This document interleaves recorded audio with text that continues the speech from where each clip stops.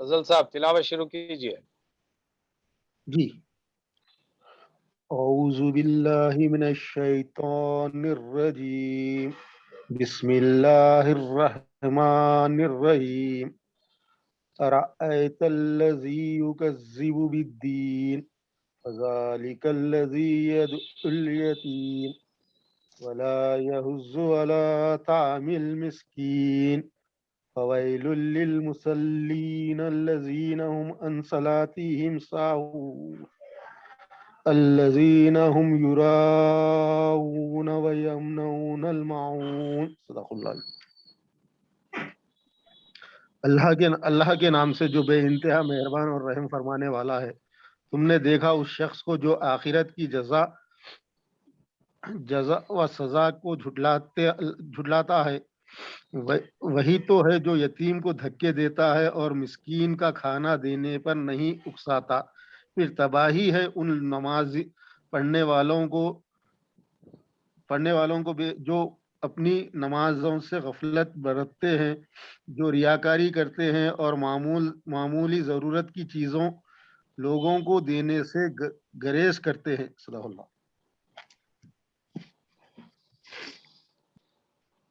السلام علیکم ورحمۃ اللہ وبرکاتہ. الحمدللہ الوحدہ والصلاۃ والسلام علی من لا نبی بعد. تمام تعریفیں حمد و ثنا کبریائی بڑائی سب کچھ اللہ عز و جل کے لیے، جس نے ہم سب کو ہدایت بخشی، ورنہ ہم اپنے آپ سے ہدایت پانے والے نہ ہوتے. درود و سلام محمد رسول اللہ صلی اللہ علیہ وسلم پر، جن کے بعد کوئی اور نبی. قابل احترام عزیز رفقاء اسٹڈی سرکل، الحمدللہ ثم الحمدللہ، آج ہم اپنے 91 ڈے میں داخل ہو گئے ہیں، اور ہم جو کتابچہ پڑھ رہے ہیں اسلام کیسے پھیلا، جس کا سابقہ نام تھا اسلام کا سرچشمہ قوت. تو آج ہم انشاءاللہ شروعات میں اوپر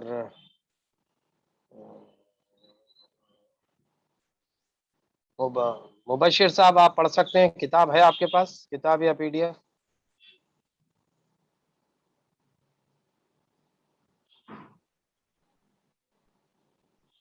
السلام علیکم. نہیں، کتاب نہیں ہے میرے پاس، اور ابھی تو تھوڑا نہیں پڑھ سکتا ہوں. اچھا چلیے پھر بسم اللہ. جب تک جو ہے شاہد بھائی یا کچھ اور کوئی اور لوگ ایڈ ہوں، بسم اللہ کیجیے ہمارے نیر بھائی. جی ذرا صفحہ نمبر کتاب میں اگر دیکھ رہے ہیں تو 23 ہے.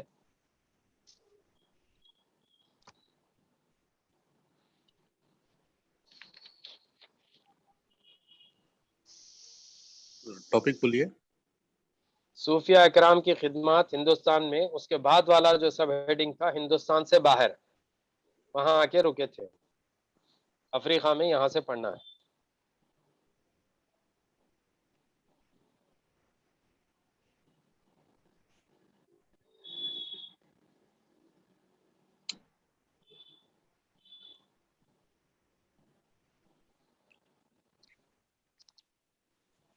افریقہ میں موجودہ عہد میں یہ قوت صرف افریقہ میں زندہ ہے.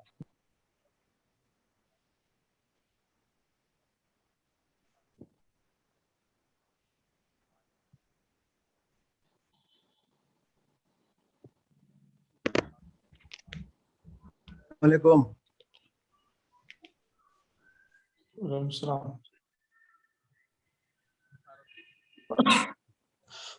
نیئر پہ آواز نہیں آ رہی. جی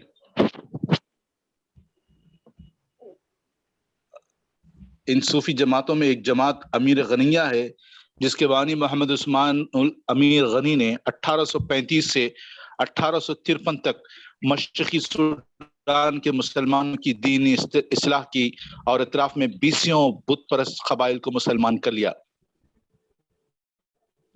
دوسری جماعت قادریہ ہے. مغربی افریقہ میں اس سلسلے کے لوگ 9ویں صدی ہجری سے موجود ہیں.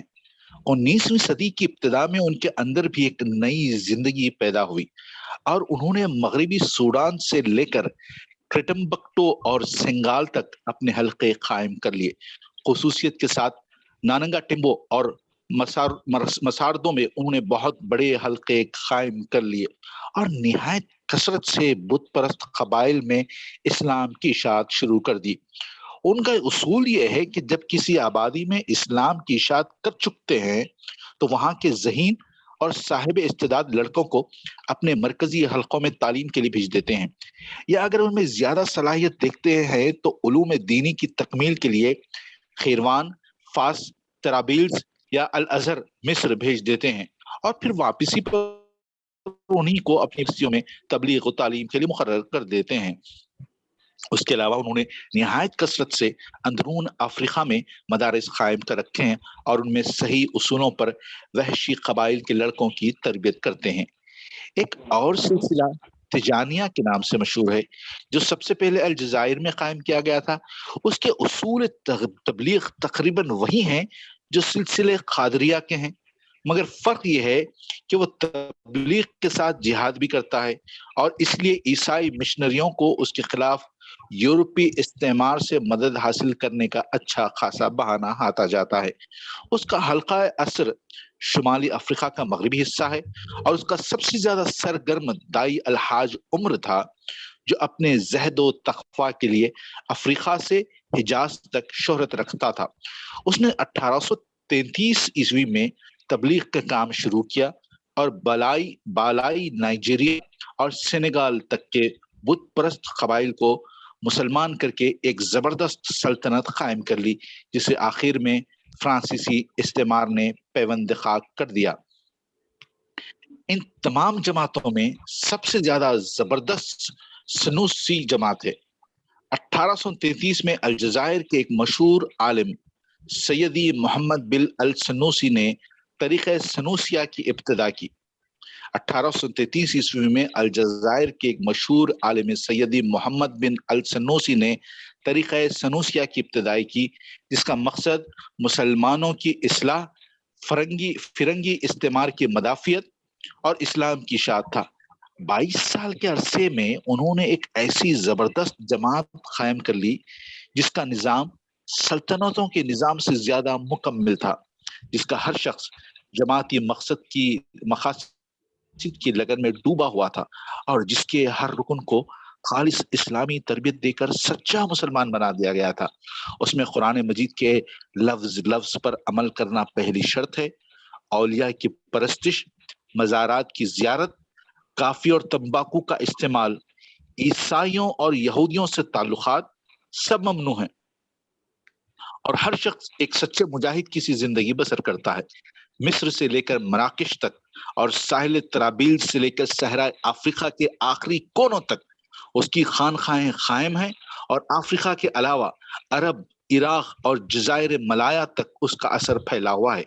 اس کی تبلیغی کوششوں نے افریقہ کے ان تمام قبائل کو صحیح معنوں میں مسلمان بنا دیا ہے جو صرف برائے نام مسلمان رہ گئے تھے، اور گالا، بٹ سٹی اور بورکو کے علاقوں تک اسلام کی ایک نئی روح پھونک دی ہے۔ قادریہ سلسلے کے لوگوں کی طرح ان کے ہاں بھی صرف واعظ و تلقین نہیں ہے، بلکہ یہ مسلمان بنانے کے بعد نو مسلموں کو عملی تربیت بھی دیتے ہیں تاکہ وہ خود اپنے ہم جنسوں کو اسلام کی دعوت دے سکیں۔ ان افریقی جماعتوں نے وحشی قبائل میں جو عجیب زندگی پیدا کر دی ہے، اس کے متعلق ایک یورپی سیاح لکھتا ہے، دریائے نائجیریا کے کنارے جب میں وسط افریقہ کی طرف روانہ ہوا تو پہلے 200 میل تک مجھے اپنے خیالات کو بدلنے کی ضرورت نہیں ہوئی جو میں افریقی وحشت و بربریت اور مردم خوری کے متعلق رکھتا تھا، مگر جب میں وسط سوڈان کے قریب پہنچ گیا تو مجھے قبائل کی زندگی میں ایسے ترقی پذیر آثار نظر آنے لگے جنہیں دیکھ کر میری رائے بدلنے لگی۔ میں نے دیکھا کہ وہاں مردم خوری کا کوئی وجود نہیں ہے، بت پرستی کا خاتمہ ہو چکا ہے، شراب خوری وغیرہ کی عادات زائل ہو چکی ہیں، تمام قبائل کپڑے پہنتے ہیں اور لباس میں نفاست، پاکیزگی اور معاشرت میں تہذیب موجود ہے، اور معلوم ہوتا ہے کہ ان کا اخلاقی درجہ اپنے ہم جنس قبائل سے بہت بالا تر ہے۔ ہر چیز ترقی کرتی نظر آ رہی ہے، حبشی فطرت کسی بلند تر فطرت سے بدل رہی ہے، اور یہ سب کچھ اسلام کے طفیل ہے۔ لوکوجا سے گزرنے کے بعد میں اسلامی تبلیغ کے اصل مرکز میں پہنچا اور وہاں میں نے ایک اعلیٰ درجے کی منظم حکومت کو کار فرما پایا۔ ہر طرف آبادی میں تمدن کے آثار موجود تھے، تجارت اور صنعت و حرفت کی گرم بازاری تھی، اور مجھے محسوس ہوتا تھا کہ میں ایک مہذب ملک میں ہوں۔ جی، یہاں پر یہ افریقہ کے اس میں جو دو جماعتوں کا ذکر کیا گیا ہے، ایک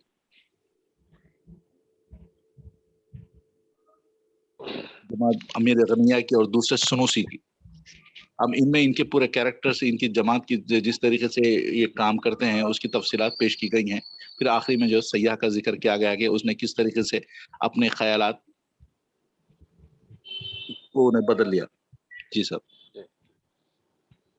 اس میں ایک اصولی بات جو واضح ہو رہی ہے اس مولانا کی رائٹنگ سے، وہ یہ کہ دنیا نے افریقہ کو دہشت، وحشت، خونخوار، آدم خور ایسا کر کے پیش کر دیا تھا، اور تصور نہیں تھا کہ جو وہاں بھی کچھ اچھے لوگ ہو سکتے۔ اب ایک جماعت کا نام ہے قادریہ، دوسرا سلسلے کا نام ہے تیجانیہ، اور تیسرے سلسلے کا نام ہے سنوسیہ۔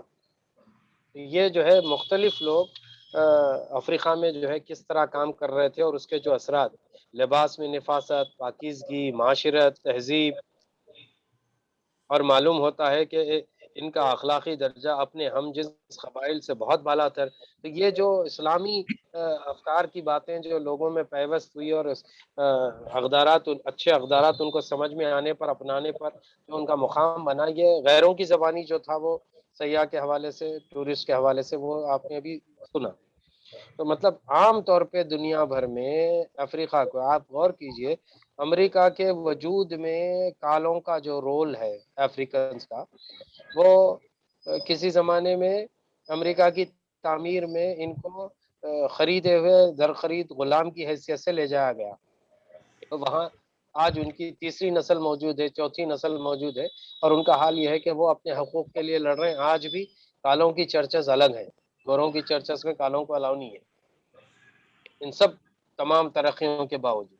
لیکن اس کے باوجود یہ ہے کہ سب سے زیادہ محنت کش قوم فلاں، یہ کالوں میں، اور الحمدللہ انہی میں جو ہے پھر بلیک مسلم نام کی ایک وہ اٹھی علیجہ محمد کے تحت، اور اس کے بعد پھر ان کا بیٹا جو ہے وہ اسے آگے بڑھاتا ہے، پھر اب وہ لوگ مین سٹریم اسلام میں آ گئے۔ تو بہرحال دنیا بھر میں جہاں جہاں بھی لوگ اٹھ کے کام کرے ہیں، اس کے نتائج یقیناً آئے ہیں، اور اچھے نتائج آئے ہیں۔ اشاعت اسلام افریقہ میں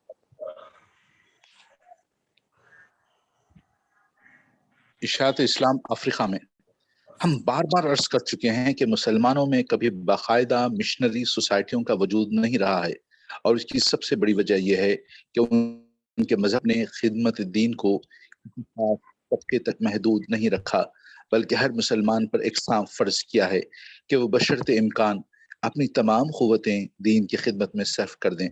جس طرح عیسائیوں میں ایک خاص جماعت کے سوا نہ کوئی جماعت مذہبی امور میں حصہ لیتی ہے اور نہ مذہبی شغف رکھتی ہے، اسی طرح اگر مسلمانوں میں بھی کوئی مذہبی طبقہ قائم کر دیا جاتا تو بہت ممکن تھا کہ ان میں بھی اپنے مذہب کی اشاعت کا ذوق صرف ایک مختصر سی جماعت تک محدود رہتا اور عام مسلمان اس سے بے بہرہ رہتے۔ لیکن اس جمہوری مذہب کے لیے جو فضیلت کا معیار صرف اعمال حسنہ کو قرار دیتا ہے، یہ بہت مشکل تھا کہ وہ برکت اور سعادت میں بھی یہی تعمیم عمومیت نہ برتتا۔ چنانچہ دنیا میں صرف اسلام ہی ایک ایسا مذہب ہے جس کے پیرووں میں اپنے مذہب کی تبلیغ کا ذوق سب سے زیادہ پایا جاتا ہے، اور جس کا ہر فرد ایک مبلغ کی حیثیت رکھتا ہے۔ ہم گزشتہ صفحات میں اس ذوق تبلیغ کی جہانگیری و عمومیت پر بحث کر چکے ہیں۔ اب ضرورت ہے کہ اس مسئلے پر بھی روشنی ڈالی جائے کہ اس ذوق عمیم نے کس طرح ملکوں کو فتح کیا ہے، اور وہ کون لوگ تھے جن کے ہاتھوں اسلام کو اس قدر عالمگیر وسعت حاصل ہوئی ہے۔ ایک ہندوستان، ایران اور عرب و مصر وغیرہ ممالک کو جانے دیجیے کہ یہاں مسلمانوں کو حکومت بھی حاصل ہوئی ہے۔ اس لیے مخالفین یہ کہہ سکتے ہیں کہ بہت ممکن ہے کہ ان ممالک میں اشاعت اسلام تلوار کی رہین منت ہو۔ ہمیں افریقہ، چین اور جزائر ملایا کو لینا چاہیے جہاں تمام مخالفین بھی تسلیم کرتے ہیں کہ اسلام کو کبھی تلوار استعمال کرنے کا موقع نہیں ملا، اور اس سے زیادہ ممالک تاتار و ترکستان کو لینا چاہیے، جہاں تاریخ کا صریح فتویٰ یہ ہے کہ غیر مسلح اسلام نے مسلح کفر کا مقابلہ کر کے اسے شکست دی ہے۔ ان مثالوں سے ہم قارئین کرام کو یہ دکھانا چاہتے ہیں کہ مذہبی شغف رکھنے والے مسلمانوں نے اس دین مقدس کی کس طرح خدمت کی ہے، اور اگر ہم بھی اسی طرح مذہبی جذبے سے متحرک ہو جائیں تو کس طرح تبلیغ و حفاظت اسلام کے ان مسائل کو حل کر سکتے ہیں جن کے لیے کانفرنسوں پر کانفرنسیں منعقد کی جا رہی ہیں۔ اس سلسلے میں ہم سب سے پہلے افریقہ سے بحث کریں گے۔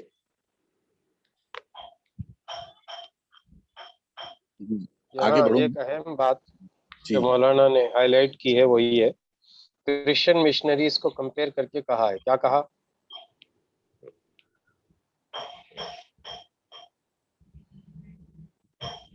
کرسچنز میں ایک خاص طبقہ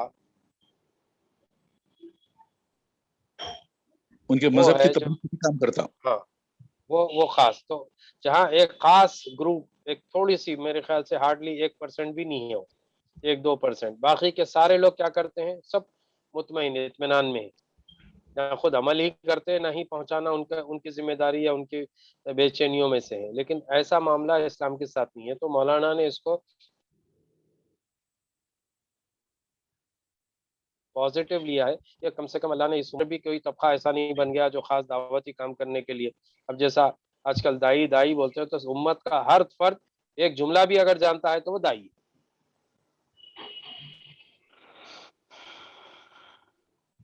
جی جی چلیے، افریقہ میں آفتاب اسلام کا طلوع۔ مغربی سوڈان میں اسلام کی اشاعت سب سے پہلے ان 9 مسلم بربروں نے کی جو تجارت کے سلسلے میں وہاں آتے جاتے تھے۔ ان بربری قبائل میں لمتونا اور جدالہ نامی 2 قبیلوں نے یوسف بن تاشخین رحمۃ اللہ علیہ کے عہد میں تقریباً تمام مغربی سوڈان کو اسلام کی روشنیوں سے منور کر دیا تھا۔ 5ویں صدی ہجری میں انہی بربری تاجروں نے گھانا کی حبشی ریاستوں کو مسلمان کر لیا، اور اس کے بعد سوڈان کی قدیم ترین ریاست سنغائی بھی ان کے ہاتھوں مسلمان ہو گئی۔ 6 صدی ہجری میں ان کے اثرات دور دور تک پہنچ گئے، اور اس کے بعد ٹمبکٹو کا مشہور تجارتی شہر اشاعت اسلام کا سب سے بڑا مرکز بن گیا۔ حبشی لوگ تجارت کے سلسلے میں یہاں آتے تھے اور بربری تاجروں سے اسلام کے متاع گراں بہا لے کر تمام سوڈان اور نائجیریا میں پھیل جاتے تھے۔ ان لوگوں میں مذہبی شغف اس قدر ترقی کر گیا تھا کہ ابن بطوطہ جب وہاں پہنچا تو اس کے متعلق لکھتا ہے، یہ لوگ قرآن کے عاشق ہیں اور نماز کی پابندی کا یہ عالم ہے کہ جمعہ کے دن اگر سویرے سے جا کر مسجد میں نہ بیٹھ جاؤ تو جگہ ملنے محال ہو جاتی ہے۔ ان 9 مسلم قوموں میں اسلام کی سب سے زیادہ سرگرم مبلغ مانڈونگو قوم تھی، جو تمام افریقہ میں اپنی عادات و خصائل کے اعتبار سے نہایت ممتاز قوم ہے۔ ان کا سب سے بڑا کارنامہ یہ ہے کہ ہاؤسا قوم نے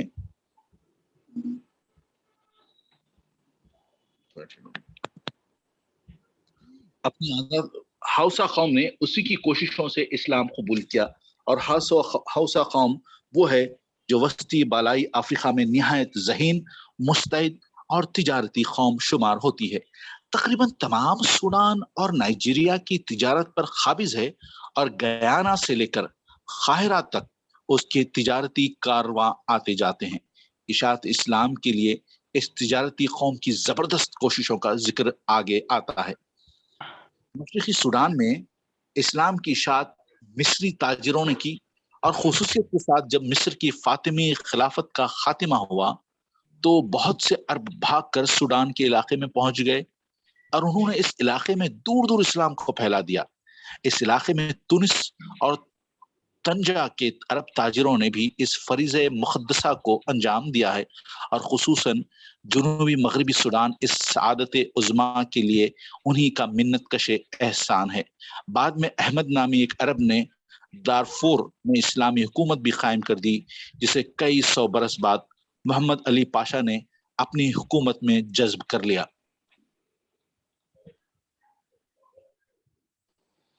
جی قدیر بھائی ہاں جی کیا لگ سن رہا رہا ہوں۔ مولانا ہسٹری کے پروفیسر بن کے سمجھا رہے ہیں بات کو؟ جی جی جی ہاں سے اندازہ ہوتا ہے کہ مولانا کی نظر اس وقت کتنی گہری اور کتنی وسیع تھی کہ پوری دنیا پہ نظر ہے دیکھی.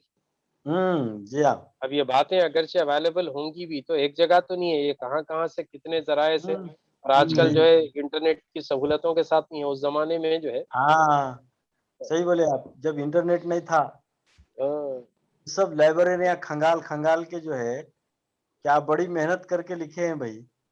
آپ یقین مانیے مولانا مودودی نے وہ جو مقدسہ مقامات کا سفر کیا ہے وہ سفر اس لیے کیا تاکہ تفہیم میں اس کی تصویریں ڈال سکے. آپ ہاں ہاں سوچئے کہ کیا جنون ان کا. منیر اس سے صاحب پہلے آواز کلیئر نہیں آ رہی ہے. اس سے پہلے کسی تفسیر میں ایسا کوئی وہ نہیں ملتا آپ کو کہ وہ جی ہاں مقامات مقدسہ کا کہیں تذکرہ کسی تفسیر میں ذکر نہیں ملتا ہے رائٹنگ میں، لیکن تصویروں کے ساتھ نہیں ملتا. عاد اور جی ہاں سمود کی بستیوں کے آج کی بھی تصویریں اس میں، نقشے ہیں بدر کے، احد کے نقشے ہیں، خندق کے تفصیل کے ساتھ اس کے نقشے. آپ سوچئے کیا کیسا سائنٹیفک اور کتنا جو ہے ریشنل اور کتنا جو ہے دلوں کو چھونے والا کام، اور لیکن بڑا محنت کش کام ہے، آسان نہیں ہے یہ کام. ارے رے آسان نہیں ہے.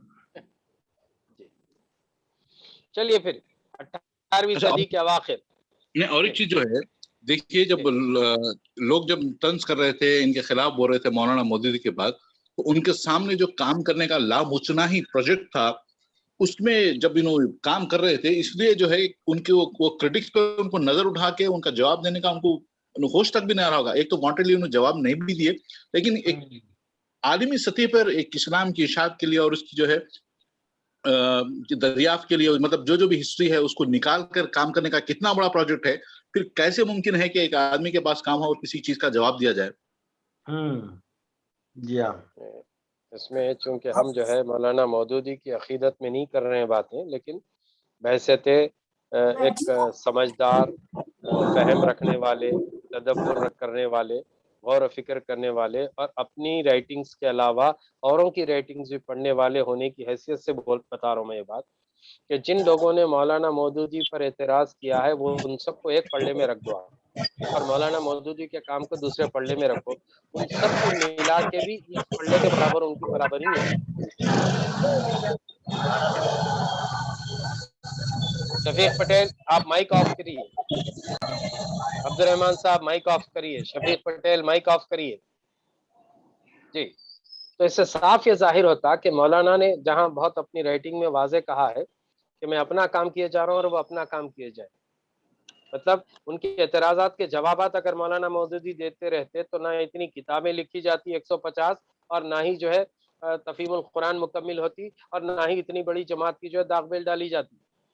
یہ ممکن ہی نہیں تھا. تو یہ مخالفین کو اپنے کام میں لگائے چھوڑا اور اپنا کام خود کرتے رہے. جی چلیے آگے پڑھیے. یار بھائی جی جی ایک شاہد بھائی نظر آ رہے ہیں، لیکن تھوڑا اور پڑھ لیجیے آپ، اس کے بعد پھر نہیں شاہد بھائی کو دیجیے. جی یہ 5واں باب پہ پہنچ گئے نا اشاعت اسلام چین میں. 18ویں صدی کے اواخر وہاں سے پڑھنا ہے. 18ویں صدی کے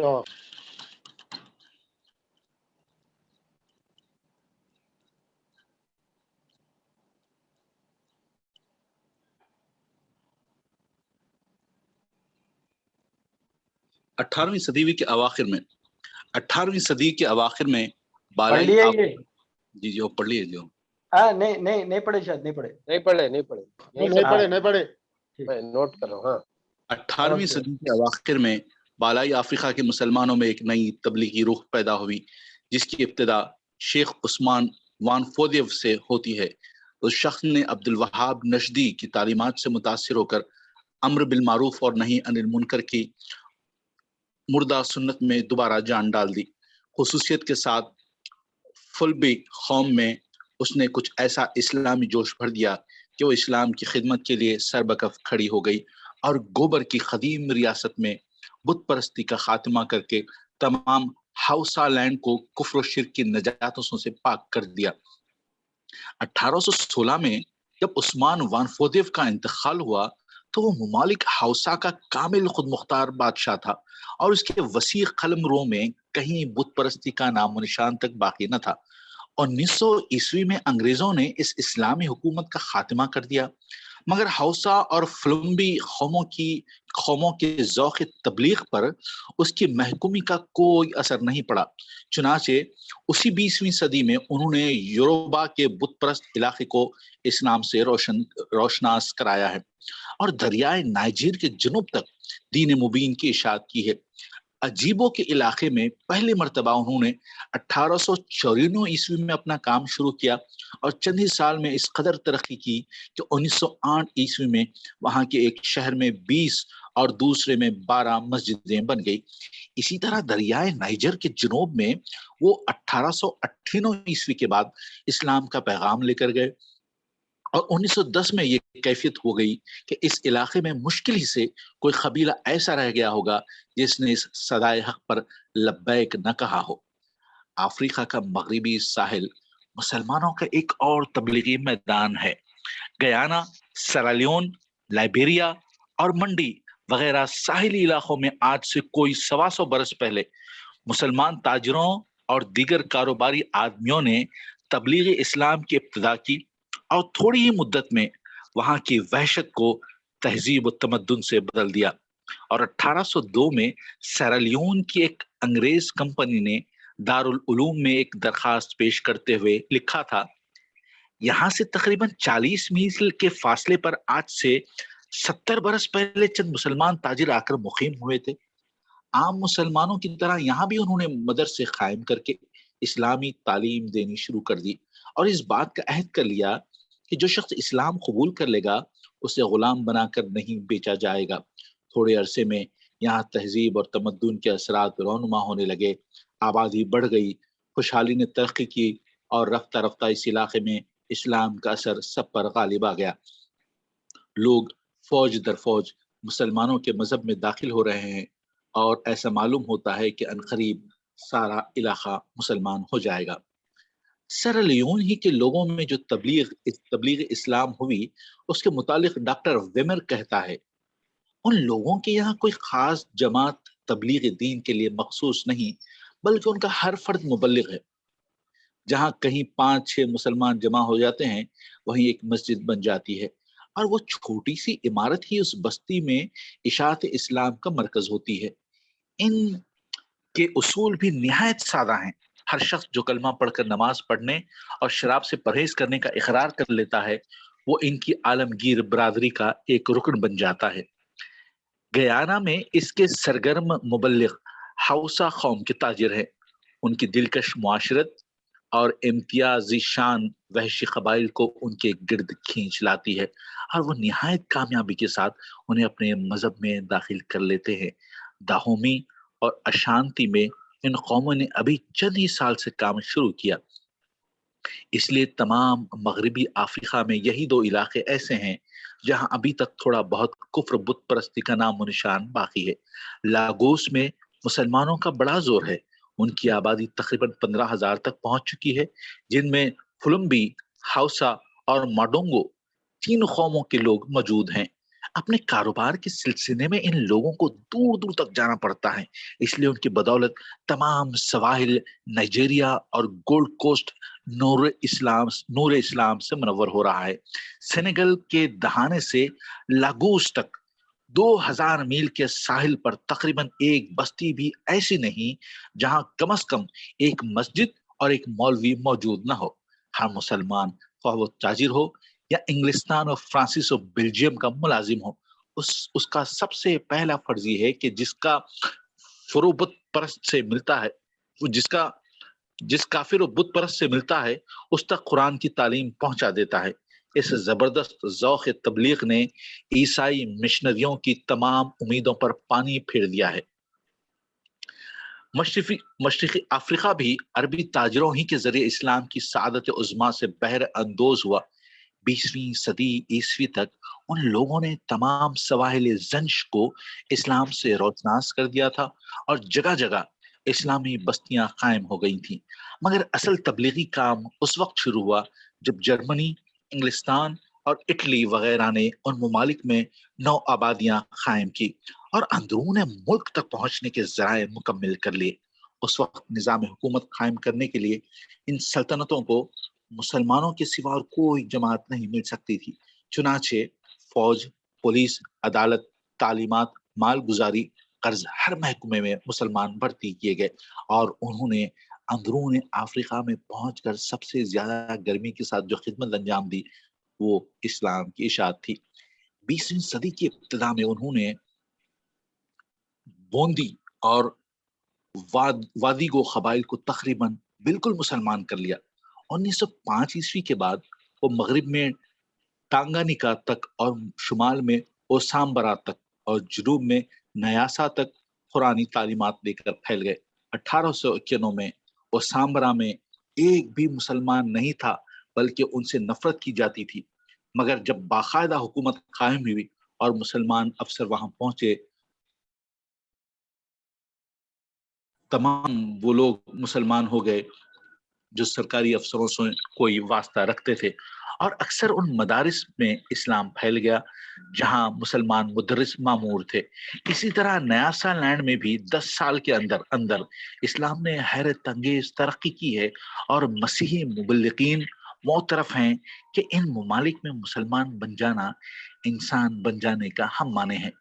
کیپ کالونی میں اسلام کی اشاعت جزائر ملایا کے تاجروں نے کی ہے۔ یہ لوگ حکومت ہالینڈ کے زیر اثر ہونے کے بعد عرصے سے یہاں مقیم ہیں اور نہایت خاموشی کے ساتھ اپنے دین کی تبلیغ کر رہے ہیں۔ 1809 میں کولبروک نے لکھا تھا ہمارے مبلغین کی انتہائی کوششوں کے باوجود مسلمان مبلغ نہایت کثرت کے ساتھ سیاہ رنگ غلاموں اور آزاد لوگوں کو مسلمان کرنے میں کامیاب ہو رہے ہیں۔ ہمارے مشنری کافی وقت اور کثیر روپیہ خرچ کر کے بھی بمشکل چند آدمیوں کو عیسائی کرتے ہیں، مگر مسلمان مبلغ بغیر کسی دقت کے جمع غفیر اکٹھا کرتے جا رہے ہیں۔ گزشتہ 50-60 سال سے بیرونی مسلمان بھی یہاں پہنچ گئے ہیں اور انہوں نے تبلیغی کام میں ایک نئی روح پھونک دی ہے۔ اس وقت خصوصیت کے ساتھ کلیئر اماؤنٹ میں تبلیغ کا سب سے زیادہ زور ہے اور یتیم و لاوارث بچے نہایت کثرت کے ساتھ مسلمان ہو رہے ہیں۔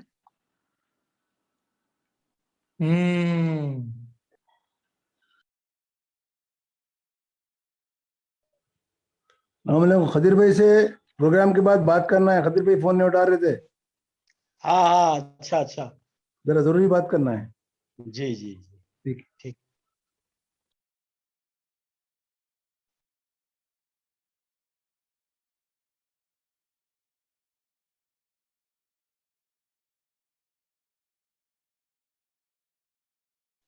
جی حضرت صاحب کچھ تبصرہ؟ ہاں نہیں میں سمجھتا ہوں آگے نہ باتیں۔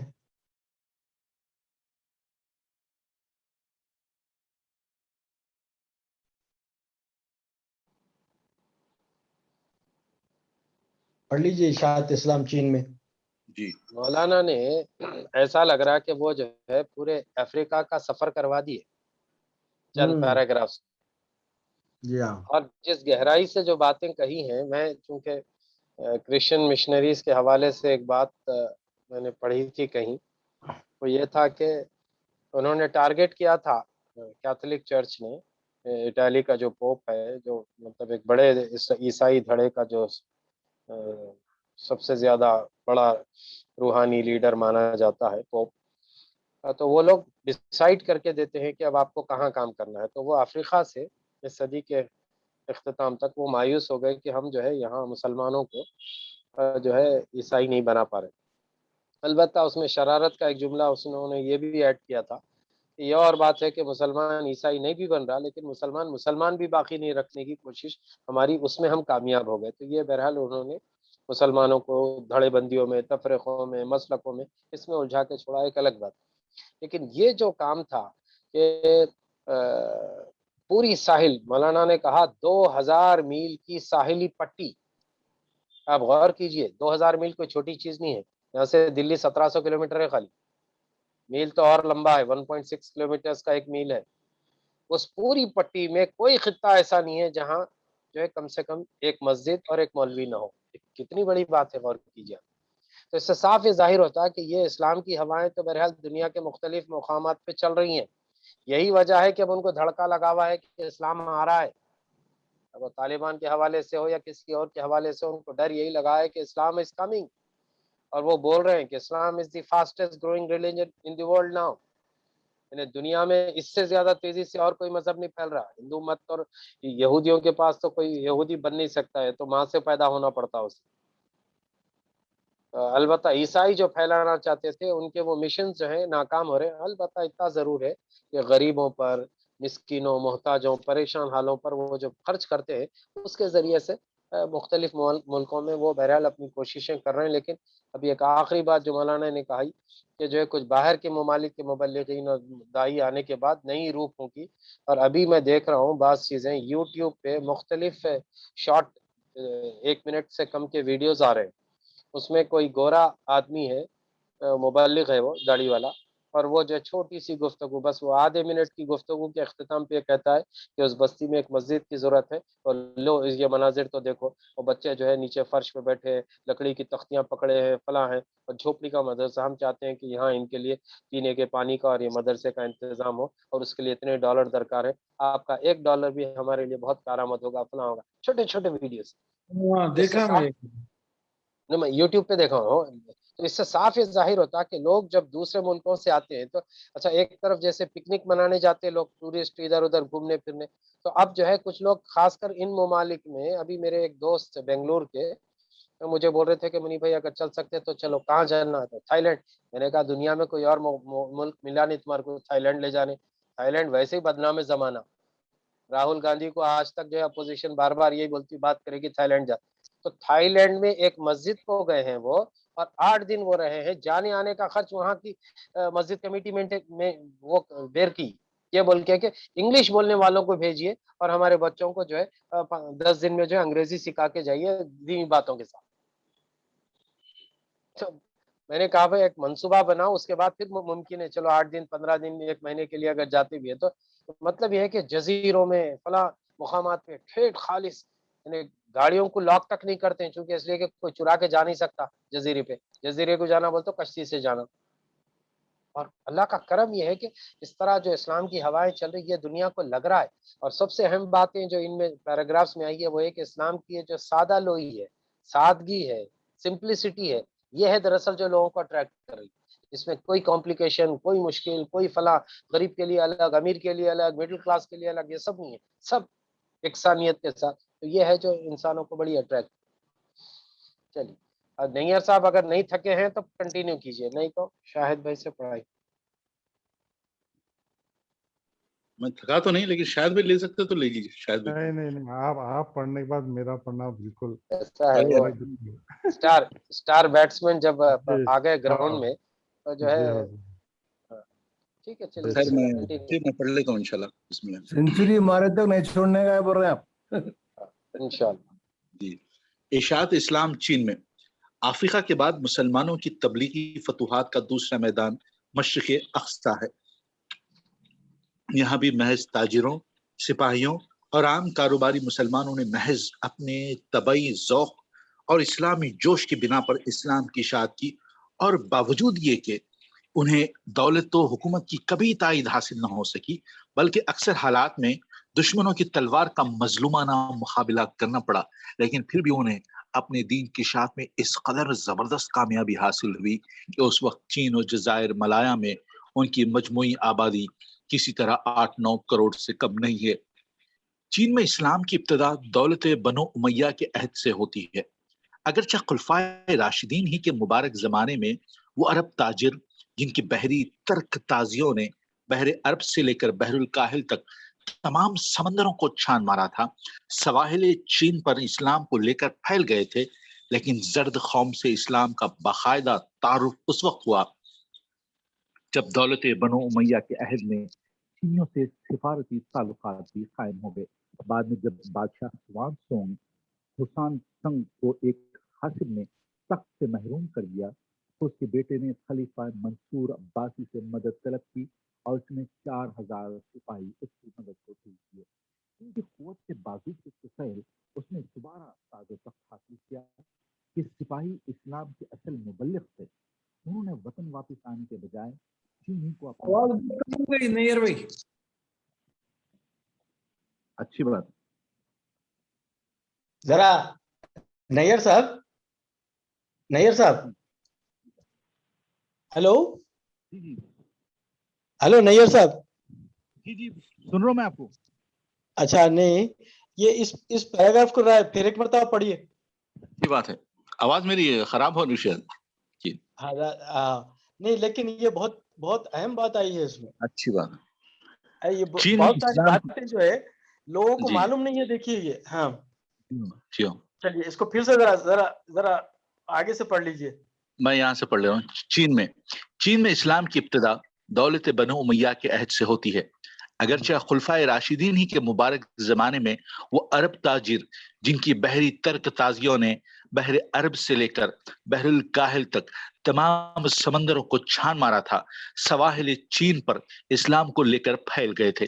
لیکن زرد قوم سے اسلام کا باقاعدہ تعارف اس وقت ہوا جب دولت بنو امیہ کے عہد میں چینیوں سے سفارتی تعلقات بھی قائم ہو گئے. بعد میں جب بادشاہ سوان سونگ کو ایک خاصب نے تخت سے محروم کر دیا تو اس کے بیٹے نے خلیفہ منصور عباسی سے مدد طلب کی اور اس نے 4000 سپاہی اس کی مدد کو بھیج دیے، جن کی قوت بازو کے طفیل اس نے دوبارہ تاج و تخت حاصل کیا. یہ سپاہی اسلام کے اصل مبلغ تھے. انہوں نے وطن واپس آنے کے بجائے چینی کو اپنا وطن بنا لیا، یہیں شادی بیاہ کیے اور عام چینی آبادی میں تبلیغ اسلام کا ایسا سلسلہ شروع کیا کہ چند صدیوں کے اندر کینٹین کا سارا علاقہ اسلام کی روشنی سے معمور ہو گیا. یہ جو چین سے یہ جو جملہ ہے، لیکن زرد قوم سے اسلام کا باقاعدہ تعارف، مطلب یہ چینیوں سے ہے نا؟ ہاں چینیوں سے ہے. تو یہ چینیوں سے تعارف یہ جب جو ہوا، میں سمجھ رہا ہوں یہ زنجانگ کا جو علاقہ ہے نا جی جہاں مسلم اکثریت ہے ابھی بھی چین میں، جی چین کا وہ علاقہ جو زنجانگ ہے وہاں کا تذکرہ ہوگا. یہ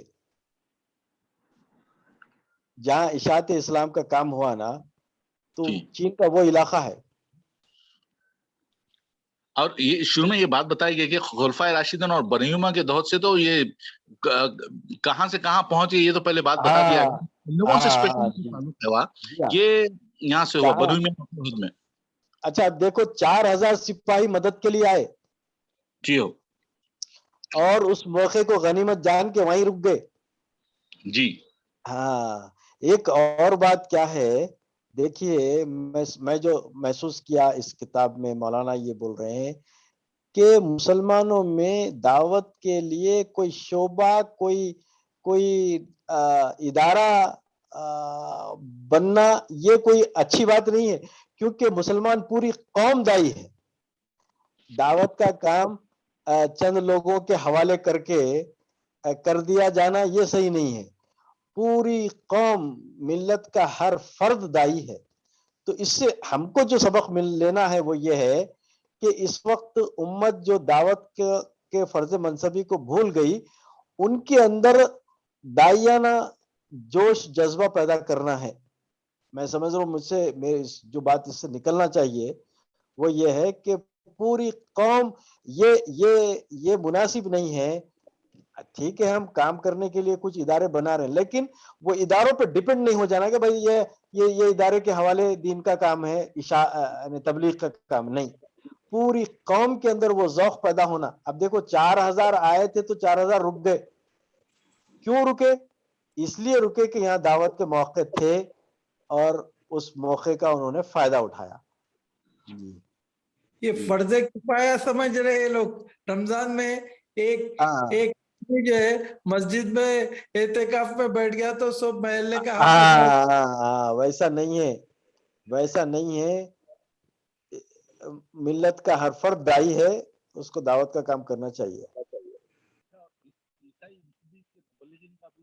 میرے کو آواز نہیں آ رہی کسی کی بھی. نہیں سب کی نہیں آ رہی آواز سب کو آ رہی. اچھا ٹھیک ہے. چلیے ایک صفحہ پڑھ لیجئے، یہاں رکیں گے. اشاعت اسلام منزل بہ منزل. ہاں اشاعت 10-20 اسلام. روپے. جی اشاعت پڑھنا. اسلام منزل بہ منزل 1-2 منٹ میں ہو جاتا ہے. پڑھی. اشاعت ٹھیک ہے. اسلام منزل پر منزل. اس واقعے کے 600 برس بعد پھر ایک مرتبہ چین میں باہر سے آواز اسلام نہیں ہے تھوڑا صاحب. آواز بڑھائی ہے آپ کی. آج شاید ذرا کچھ گڑبڑ ہو رہی. اس واقعے کے 600 برس بعد پھر ایک مرتبہ چین میں باہر سے اسلامی عناصر داخل ہوئے اور وہ تمام ملک میں پھیل گئے. یہ عرب، ایرانی اور ترکی مہاجرین تھے جو 7ویں صدی ہجری میں منگولی سیلاب سے بہ کر یہاں چلے آئے تھے. ان لوگوں کی وجہ سے 150 برس کے اندر چین کے اکثر اطراف میں اسلام کی اشاعت ہو گئی اور خصوصیت کے ساتھ شمالی اور مغربی چین میں پورے کے پورے علاقے مسلمان ہو گئے. 13ویں صدی عیسوی میں مارکو پولو کا بیان ہے کہ یونان کا صوبہ بڑی حد تک مسلمان ہو چکا ہے. 14ویں صدی کا ایک اور مورخ لکھتا ہے کہ تالیفوں کی پوری آبادی مسلمان ہے. جنوبی چین کے متعلق ابن بطوطہ لکھتا ہے کہ تمام شہروں میں پورے کے پورے محلے مسلمانوں کے موجود ہیں جو اپنی پاکیزگی اور تہذیب کے اعتبار سے نہایت ممتاز ہیں. مسلمان چینی عورتوں سے شادیاں کرتے ہیں اور عام چینیوں سے نہایت عمیق تعلقات رکھتے ہیں اور اس کی بدولت اسلام بہت تیزی سے پھیل رہا ہے. 15ویں صدی میں ایک مسلمان تاجر علی اکبر لکھتا ہے کہ پیکنگ میں تقریباً 30,000 مسلمان خاندان آباد ہیں. 17ویں صدی کی ابتدا میں چینی یہودیوں کی ایک بہت بڑی جماعت مسلمان ہو گئی.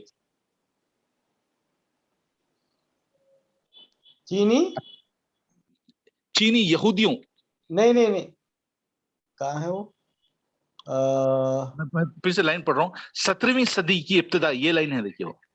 17ویں صدی. اچھا میرے کو اگر آپ موبائل میں دیکھیں گے نا خدیج صاحب تو آپ کو دیکھیں گا. میں کرسر بھی رکھا ہوا ہوں. دیکھ لیا 17ویں صدی کی ابتدا میں چینی. ہاں 17ویں صدی کی ابتدا میں چینی یہودیوں کی ایک بہت بڑی جماعت مسلمان ہو گئی. 18ویں صدی میں کین لنگ نے زنگاریا کی بغاوت فروغ کر کے 10,000 خاندانوں کو وہاں لے جا کر آباد کیا جو آس پاس کی اسلامی آبادی سے متاثر ہو کر سب کے سب مسلمان ہو گئے. شانگ ٹنگ میں ایک قحط کے موقع پر مسلمانوں نے 10,000 چینی بچوں کو پناہ دی اور ان سب کو مسلمان کر لیا. ایک اور قحط کے موقع پر کوان تنگ میں مسلمانوں کو تقریباً 10,000 چینی بچے مل گئے جنہیں اسلامی تربیت دے کر پالا گیا. اس طرح کے غیر معمولی مواقع کے علاوہ عام حالات میں بھی مسلمان اس کثرت سے اسلام کی اشاعت کرتے ہیں کہ ایک چینی مسلمان سید سلیمان کے بقول ہر سال اسلام قبول کرنے والوں کی تعداد کا احاطہ کرنا بہت مشکل ہے. روک دوں میں؟ جی پیچھے پڑھیے جی. چند اور سطور ہیں بس. ہاں موجودہ عہد میں بھی تبلیغ اسلام کا خاص ذوق موجود ہے. تاجروں اور صناعوں کے علاوہ حکومت کے مسلمان ملازم بھی عمومیت کے ساتھ ان حلقوں میں دین مبین کی تبلیغ کرتے ہیں جن سے انہیں میل جول کا موقع ملتا ہے. اور چینی فوج کے مسلمان افسر اور سپاہی بھی اس فرض سے غافل نہیں ہیں. کچھ عرصے سے چینی مسلمانوں نے اپنی پوزیشن کو محسوس کر کے تبلیغ اسلام کی اہمیت کو زیادہ اچھی طرح سمجھ لیا ہے. چنانچہ پہلے کانسو میں ایک تبلیغی مدرسہ قائم کیا گیا تھا اور اب تقریباً 10 صوبوں میں ایسے ہی مدارس قائم ہو گئے ہیں. اگر چین میں باہر سے آئے ہوئے مسلمانوں کا شمار کیا جائے تو شاید ان کی تعداد 1 لاکھ سے متجاوز نہ ہو، مگر یہی آواز بہت کم ہو گئی.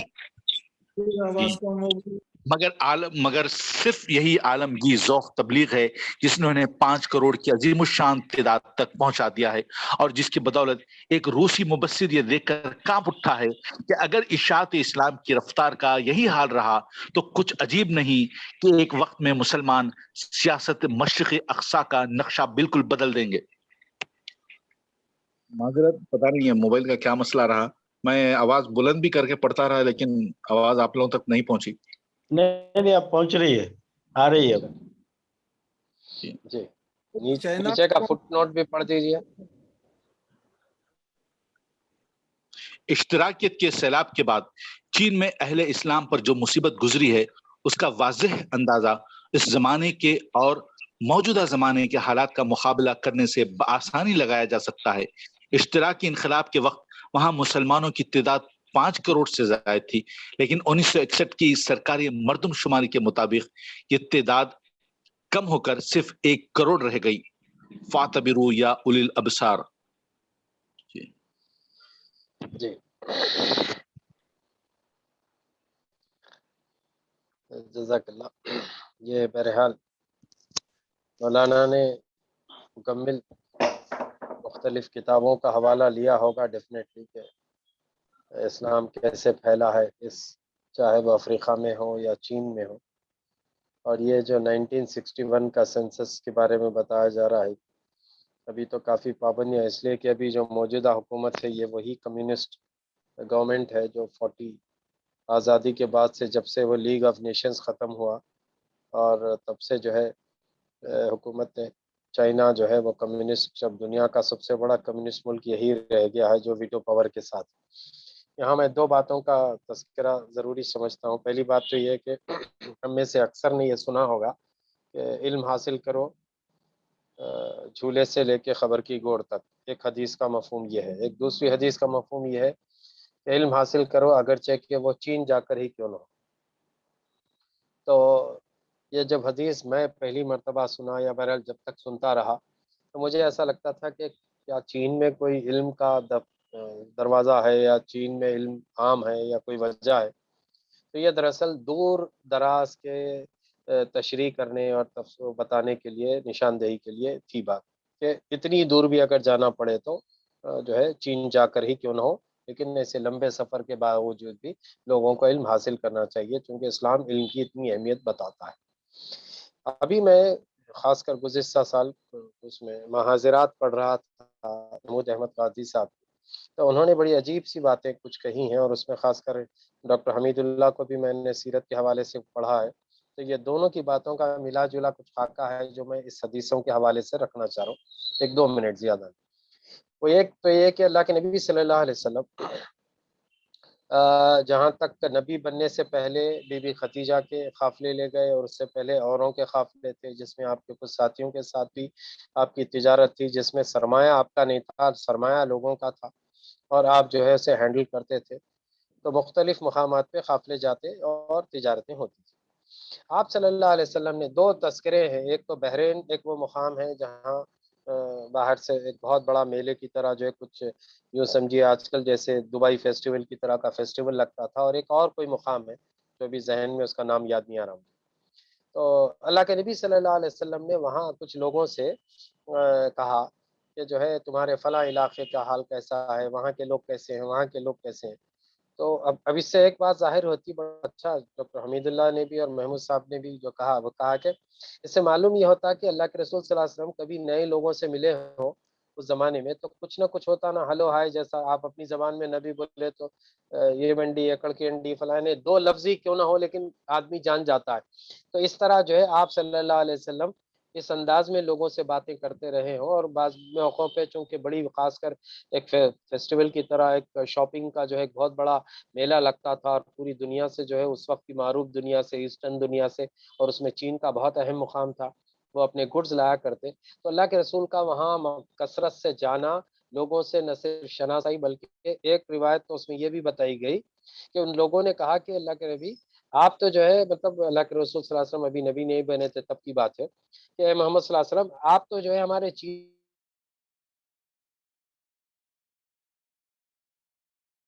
آواز چلے گئی۔ یہ آواز چلے گی۔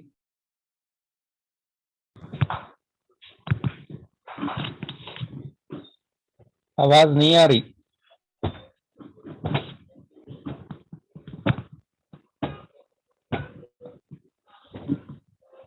منیب بھائی آواز نہیں آ رہی۔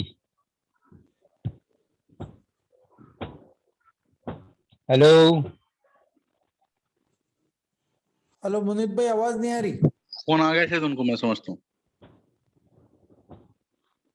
جی جی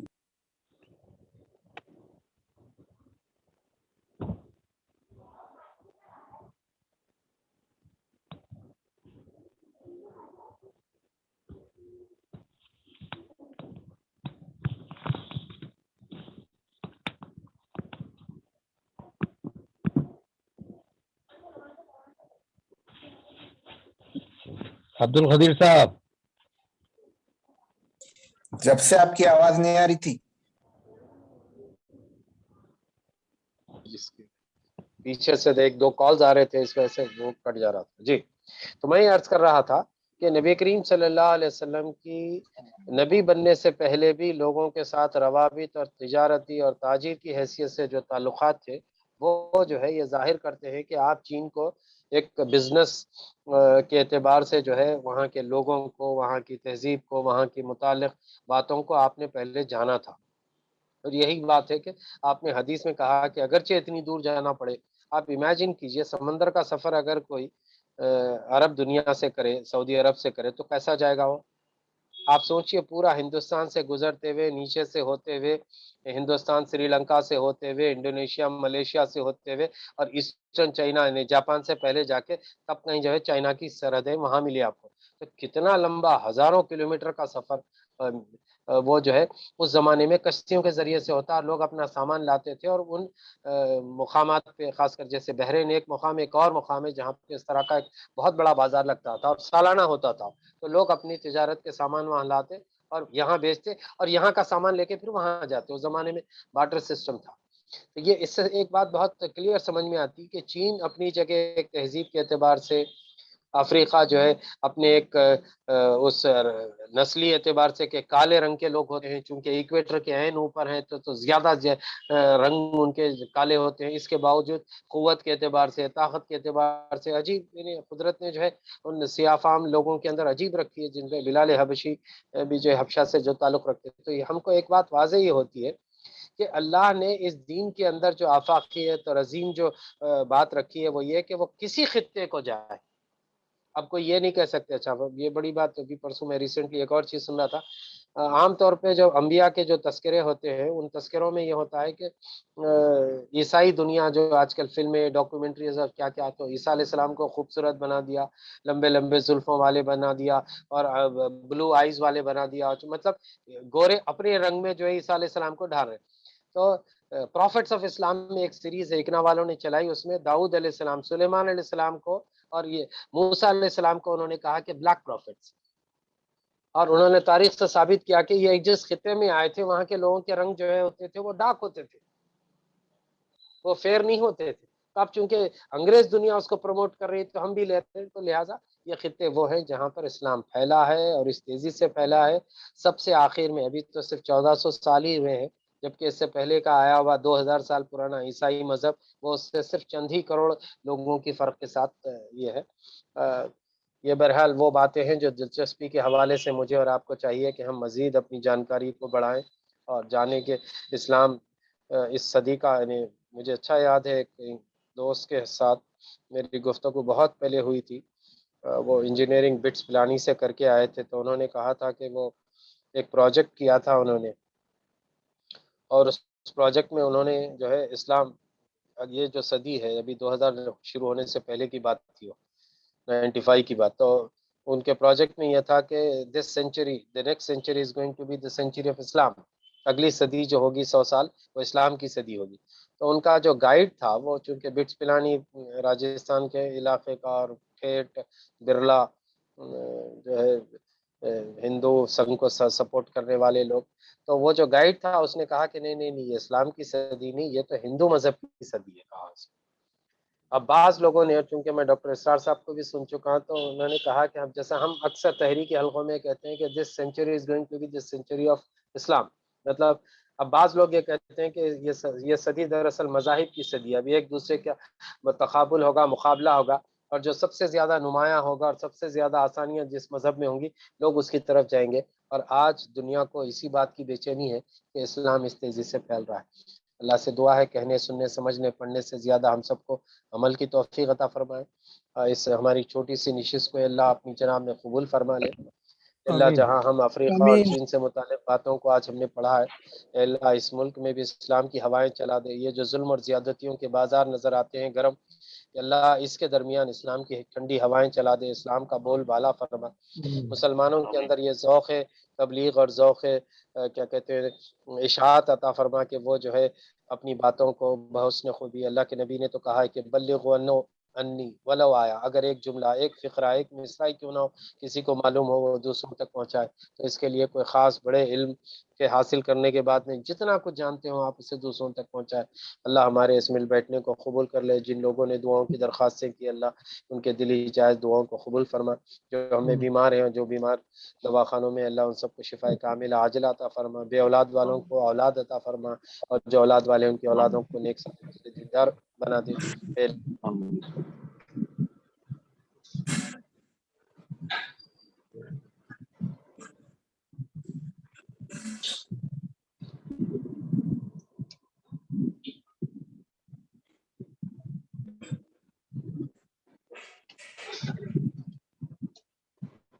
آواز نہیں آ رہی بھائی؟ السلام علیکم۔ وعلیکم السلام۔ پروگرام ہو گیا بھائی، کس کی آواز سنتے ہیں آپ؟ دعا ہو رہی تھی نا۔ علیم بھائی کی السلام علیکم۔ علیم بھائی آپ کی جواب جی بس وعلیکم السلام رحمۃ اللہ، جی بولیے۔ آپ کی جواب بس ہے، بولا بہت دن نہ ہو گئے۔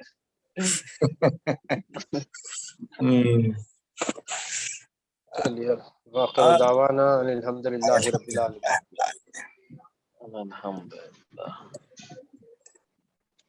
تمام شرکاء سے گزارش ہے کہ وہ وقت پہ جوائن کریں، تاکہ جو ہے، اور بہرحال اس ذوق کے ساتھ کہ کم سے کم وہ پی ڈی ایف کھول کے رہے، تاکہ ہم میں سے جو لوگ اردو پڑھنا جانتے ہیں وہ ذوق کے ساتھ پڑھ سکیں، چونکہ ہم دیکھ رہے ہیں ایک دو لوگوں کو چھوڑ کے زیادہ لوگ نہیں پڑھ رہے ہیں، تو باقی کے لوگوں کا بھی کام ہے کہ وہ بھی پڑھنے کی کوشش کریں انشاءاللہ۔ جزاک اللہ۔